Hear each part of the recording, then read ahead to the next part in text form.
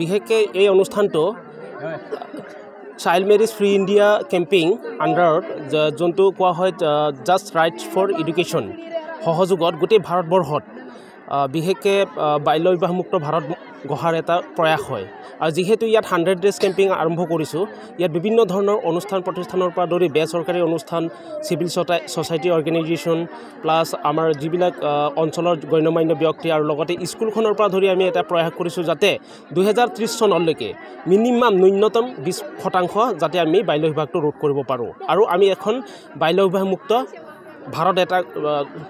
গঢ়ি যাতে আমি সপোন দেখিব পাৰোঁ। আৰু লগতে ইয়াৰ মূল উদ্দেশ্যখিনি হৈছে কি, এতিয়া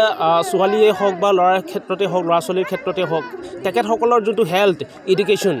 আৰু ডেভেলপমেণ্টৰ যোনটো ধাৰা আছে, সেইটো যাতে ইহঁতৰ যোনটো ড্ৰিম হয়, সপোন হয়, সেই সপোনটো যাতে সাৰ্থক হয়, তাৰ কাৰণে আমি প্ৰয়াস কৰিছোঁ। বাল্য বিবাহ অপৰাধ যি নেকি বিশেষকৈ ছাত্ৰ ছাত্ৰীসকলৰ ওপৰতো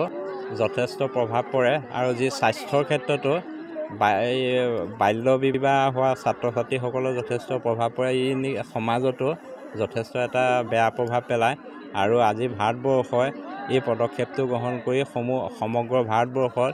যি বাল্য বিবাহ ৰোধৰ কাৰণে প্ৰচেষ্টা চলাইছে, তাৰ কাৰণে আমি কুৰ্দিপা উচ্চ মাধ্যমিক বিদ্যালয়েও এই ক্ষেত্ৰত সহযোগিতা কৰিছোঁ আৰু সমগ্ৰ অঞ্চলটোৱে যাতে বাল্য বিবাহ ৰোধৰ ক্ষেত্ৰত এটা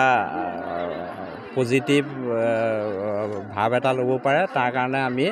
ইয়াৰ কাৰণে সকলো ৰাইজক সচেতন কৰিবৰ কাৰণে আগবাঢ়ি যাব বিচাৰিছোঁ।